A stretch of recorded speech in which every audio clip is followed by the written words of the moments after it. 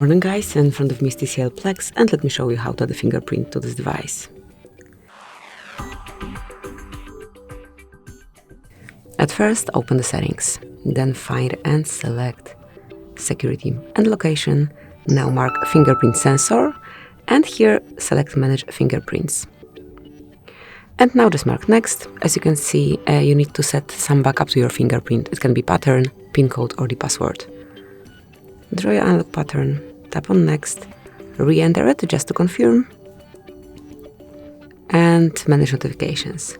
After that, you will be able to add your fingerprint. As you can see, the sensor is located on the back of your phone over here, so just keep tapping till your fingerprint is fully added.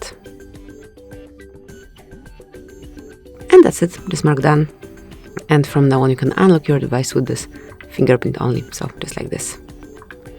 Thank you for watching, please subscribe our channel and leave the thumbs up.